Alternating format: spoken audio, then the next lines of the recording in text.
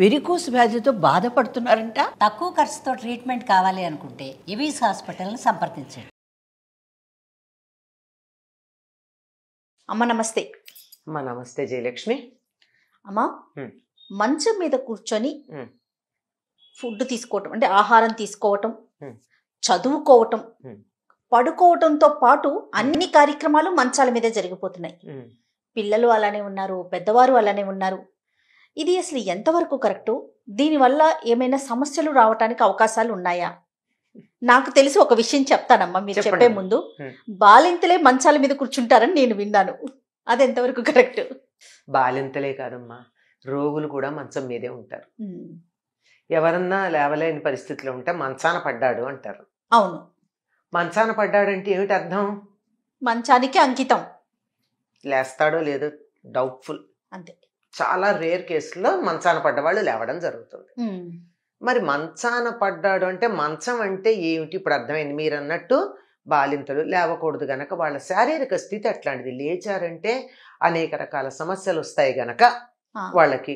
మరి అప్పుడు అన్ని పనులు మంచం మీద చేస్తారు గనక వాళ్ళ 10 రోజులు అయిన తర్వాత ఎంత పెద్ద స్నానం చేయిస్తారు వాళ్ళకి? బాలింత స్నానం వాళ్ళకి చేయించడం ఏమిటి? ఆ మంచాలు తీసి బయట పారేయడం ఏమిటి? ఆ పురుడని చెప్పి దాన్ని దూరంగా ఉంచడం ఏమిటి? ఆ గదులన్నీ కడగడం ఏమిటి? ఇవన్నీ చేస్తారు. అంటే మంచం మీద పడుకోవడం తప్ప ఇంకేమన్నా పనులు చేస్తే అది ఆ పని చేయాలి వాటిని అంచాలి. ఇది అయితే మీరు అన్నట్టు ఈ రోజుల్లో చాలామంది మంచం మీద కూర్చుని చాలా పనులు చేస్తున్నారు. పూర్వకాలం కూడా ఆరు బయట మంచాలు వేసుకుని సాయంకాలం అయ్యేటప్పటికి ఉండడం అలవాటు ఉండేది. మంచాలు వేసుకుని ఆరు బయట పడుకోవడం. అది ధనవంతులైనా కాకపోయినా పల్లెల్లో అందరికీ ఆరు బయలు అనేది ఒకటి ఉండేది. అంత ఉండడానికి ఇల్లు ఇంతే ఉన్నా ఆరు బయట అయితే ఉండేది కాస్త చోటు, చిన్న గుడిసున్నా అక్కడ మంచం వేసుకుని కూర్చోవడాలు, పిల్లలు దాని మీద కూర్చుని అన్నాలు తింటూ ఉండడాలు, పెద్దవాళ్ళు వచ్చి వాళ్ళని బయట కూర్చోబెట్టి నోట్లో అన్నాలు పెట్టడాలు జరుగుతూ ఉండేవి. అవి చూసినప్పుడల్లా పెద్దవాళ్ళు ఏం చెప్పేవాళ్ళు అంటే, మంచం మీద కూర్చుని తింటే దెయ్యాలు వస్తాయి అని. అంటే అది భయపెట్టడానికి. దెయ్యం వస్తుంది అంటే భయపడతారు కదా పిల్లలు. అది తర్వాత దెయ్యం పట్టిన వాళ్ళు మాత్రమే మంచం మీద కూర్చుని తింటారు. అలా ఎవరైనా పంతం పట్టారంటే, మా చిన్నతనంలో మేము విన్నది, ఎవరైనా నేను మంచం మీద కూర్చుని అన్నం తింటాను, మంచం మీద కూర్చుని అన్నం తింటాను ఎవరైనా అన్నారంటే డెఫినెట్లీ వాళ్ళకి ఏదో దెయ్యం పట్టింది. అది కూడా సంప్రదాయబద్ధమైన కుటుంబంలో చచ్చిపోయిన వాళ్ళు కాదు, ఎవరో దూరంగా. అట్లా ఇవన్నీ ఎంత నిజమో మనం చెప్పలేము. అంటే ఒక విశ్వాసాలు అట్లా చెప్పాం. కానీ ఆలోచించండి, మామూలుగా ఆలోచించినట్టయితే పూర్వకాలంలో ఇప్పుడు మీరు అన్నట్లుగా సాయంత్రం పూట మంచాల మీద కూర్చుని పిల్లలకి ఆహారం తీసుకునే వాళ్ళు అంటున్నారు కదా. తప్పు అలా పెట్టడం ఎక్కడన్నా ఏ గుడిసెల దగ్గర జరిగేది. అది చూసి ఎవరన్నా అంటే వాళ్ళకి సరైన వాళ్ళు కాదు, సరైన పద్ధతిలో పెరగట్లేదు అనేవారు. అట్లాంటి వాళ్ళు కూడా ఆరు బయట అలా మంచాలు ఉంటే కూడా ఏ చంటి పిల్లలకు ఏడాది అని అర్థం ఉన్న పిల్లలకి తప్ప అంత దాటాక పెట్టేవాళ్ళు కాదు. దాన్ని చూసే సంప్రదాయ కుటుంబాల వాళ్ళు తప్పు పెట్టేవాళ్ళు. సరేనమ్మా, అది ఏడాది అంతే, అంతకన్నా ఎత్తుకుని పెట్టే వయసు, అంతే, ఉయ్యాల్లో కూర్చోబెట్టి పెట్టే వయసు, అంతకు మించి కాదు. దానికే తప్పు పట్టేవారు సంప్రదాయ కుటుంబాల్లో వాళ్ళు. అది అట్లాంటిది. ఇంకొక మాట, అసలు బేసిక్ గా ఆలోచించండి. ఒక పాతకాల మాటల పక్కన పెట్టేద్దాం, అసలు పక్కకు పెట్టేద్దాం. వాళ్ళకి ఏముండేదో భోజనశాల ఉండేది. అంటే భోజనశాల అంటే భోజనాలు గది, పూజకో గది ఉండేది, పడకకో గది ఉండేది, స్నానానికో గది ఉండేది. అంతే కదా. ఇప్పటికి కూడా ఈ పేర్లు వాడుతున్నామా లేదా మనం? ఏదో 2 BHK ఏదో అంటూ ఉంటారు. అంటే 2 బెడ్రూమ్స్, ఒక హాలు, ఒక కిచెను, ఇవన్నీ. అంటే ఇవన్నీ ఎందుకు ఆ పేర్లు? అనవసరం కదా. ఒక ఇంత నలసదరంగా ఇంత తీసుకుని ఓ మూల అక్కడ స్టవ్ మీద వండుకుని, ఓ మూల ఇంకో పని చేసుకుని, ఇక్కడ కూర్చుని అక్కడే కూర్చుని తిని, అక్కడే పడుకుని, అక్కడే అన్ని పనులు చేసేస్తే అయిపోయేదానికి ఇంత వివరంగా ఉండాల్సిన పనేమిటి? దాని పేరు పడక గది అంటే పడుకునేది, మంచము అంటే పడుకునేది, కుర్చీ అంటే కూర్చునేది. అంతేనా? అంతే. కూర్చోడానికి పనికొచ్చేది కుర్చీ, పడుకోవడానికి పనికొచ్చేది మంచం.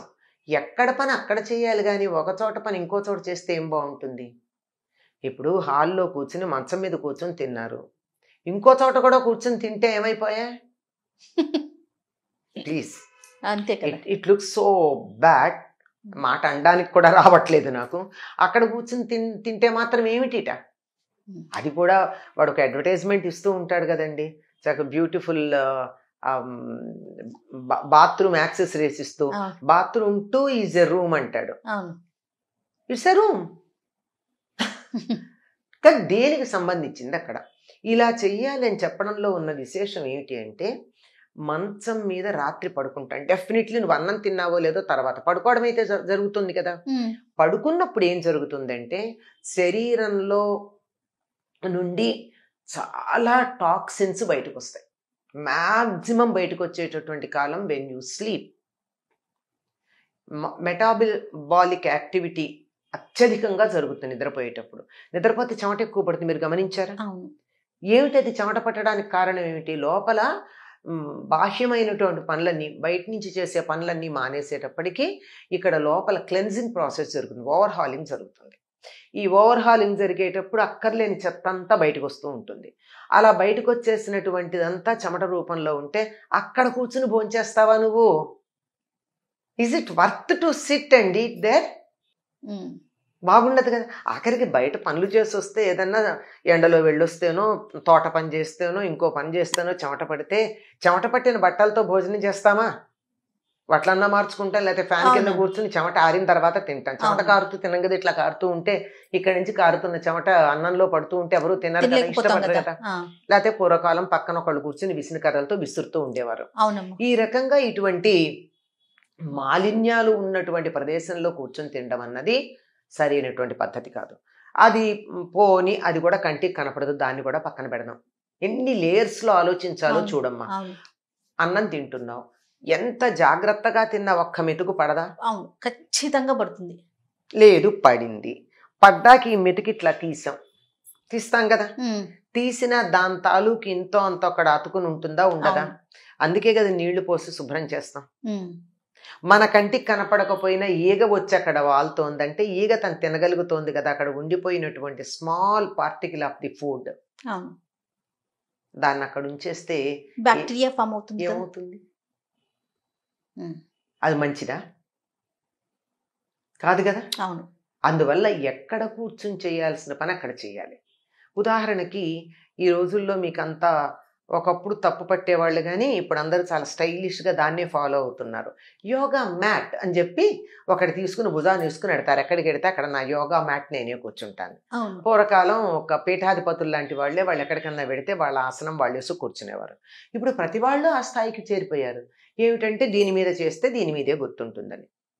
అంటే ఒక ఆసనం, ఒక మ్యాట్, ఒక చిరుచాప, లేకపోతే ఒక బట్ట ముక్క, ఒక తివాచి, దాని మీద కూర్చుని నువ్వు ప్రేయరో, ధ్యానమో, మెడిటేషనో, యు నేమ్ ఇట్ సంథింగ్, అది చేస్తే దాని తాలూకు వైబ్రేషన్స్ దాని మీద ఉన్నాయని కదా అక్కడే కూర్చుని చేయాలనుకుంటున్నారు. ఒకళ్ళ యోగా మ్యాట్ మీద ఇంకొకరు కూర్చోలేరు, చేయరు కదా. అంటే దాని మీద వైబ్రేషన్స్ ఉన్నాయి.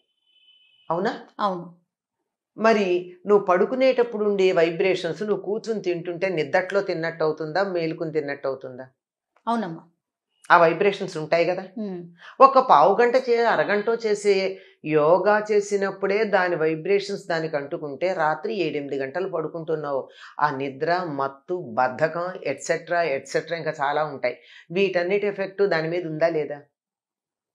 ఆ వైబ్రేషన్స్. సో దాని మీద కూర్చొని తింటున్నావు అంటే ఇట్స్ ఒక రకంగా కోమా స్టేట్లో ఉంది తిన్నట్టే అనుకో. అది సరైన పద్ధత. ఇది పిల్లలు తింటమే కాదు, ఇంట్లో మీరు అన్నట్టు పెద్దవాళ్ళు కూడా ప్రోత్సహిస్తున్నారు. ఎట్టాగొట్ట పిల్లాడు తింటే చాలు. కొంచెం ఆడపిల్లలు తక్కువ, అసలు లేరని చెప్పను, ఆడపిల్లలు కొంచెం తక్కువ, కానీ మగపిల్లలు అయితే అబ్బా తెచ్చివ్వకూడదా, టీవీ చూస్తున్నానంటారు. ఇంకొక దౌర్భాగ్యం ఏమిటంటే ఇంట్లో రూమ్కో టీవీ, దరిద్రం అది. కనీసం టీవీ ఒకటి ఉంటే అందరూ టీవీ చూసేప్పుడన్నా కలిసి ఉంటారండి కుటుంబ సభ్యులు. ఇప్పుడు దేనికి అది అయిపోయింది. ఇప్పుడు అది కూడా అవసరం లేకుండా ఉంది.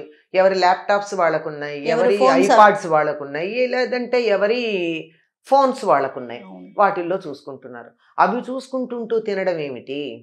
అది మంచం మీద కూర్చుని తినడం అన్నది పరమ భయంకరం. హాల్లో కూడా కూర్చుని తినకూడదు. భోజనాలు గది ఎందుకు ఇంట్లో తీసేయండి, భోజనాలు గది వద్దు ఇంకా. అవును, ఇంకెందుకండి, హాయిగా ఒక ఓవెన్ పెట్టుకోండి, అదే హాల్లో ఉంటుంది.